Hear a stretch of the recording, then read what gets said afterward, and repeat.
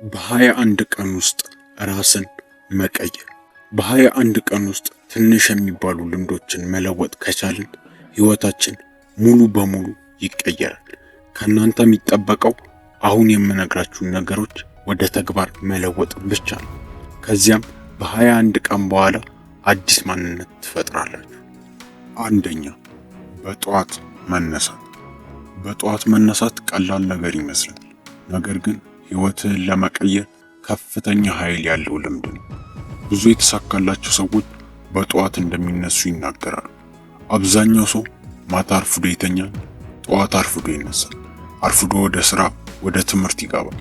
ከዛም ስራውን በአግባቡ አይሰራም፣ ትምህርቱን በአግባቡ አይማርም፣ አይምሮውን በደንብ መስራት አይችልም። ስለዚህ መፍትሄው በጠዋት ተነሳ። ሁለተኛ፣ መጽሐፍ ማንበብ። የአይምሮ ምግቡ ዕውቀት ነው።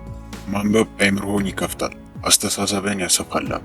በቀን ለ10 ደቂቃ ብታነብ በ21 ቀን ውስጥ ራስ ላይ የሚታይ ለውጥ ማምጣት ትችላለህ። ስለዚህ ቢያንስ በቀን ውስጥ ለ10 ደቂቃ ማንበብን እንዳትረሳ። ለ21 ቀን ደጋግመህ አድርገው። ሶስተኛ፣ ስፖርት መስራት። ስፖርት እንደ መድኃኒት ነው። አካልን ያጠነክራል፣ አይምሮን ያበረታል። በቀን ውስጥ ለ10 ደቂቃ እንኳን ብትንቀሳቀስ በ21 ቀን ውስጥ በአካልና በአስተሳሰብ ላይ ለውጥ ታያለህ። ያለማቋረጥ ለ21 ቀን ደጋግመህ አድርገው። አራተኛ፣ ማመስገን። በህይወት ብዙ ነገር አለ፣ ነገር ግን ደስተኛ አይደለም። ለምን? ምክንያቱም አመስጋኝ አይደለም። በህይወት ውስጥ አመስጋኝ መሆን አለብህ። ማመስገን የስሜት ጥንካሬ ይሰጣል። ስለዚህ በማንኛውም ሁኔታ ውስጥ ብትሆን አመስጋኝ ሁን።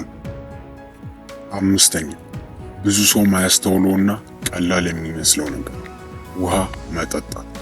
ከእንቅልፋችሁ ስትነሱ ምንም ነገር ከማድረጋችሁ በፊት 1 ብርጭቆ ውሃ መጠጣት እንዳትረሱ። ምክንያቱም በእንቅልፍ ጊዜ አካላችሁ ምንም አይነት ውሃ አያገኝም። ስለዚህ ቀናችሁን ውሃ በመጠጣት ጀምሩ። በቀን ቢያንስ 8 ብርጭቆ ወይም 2 ሊትር መጠጣት አለባችሁ። ለ21 ቀን ደጋግመህ አድርገው። ስድስተኛ፣ በቂ ረፍት ማድረግ።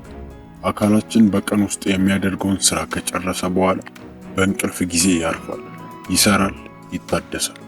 በቂ ረፍት ካላገኘን አይምሮአችን፣ አካላችን ይዝላል። ስለዚህ በየቀኑ ቢያንስ ከ6 እስከ 8 ሰዓታት ለማረፍ ሞክሩ።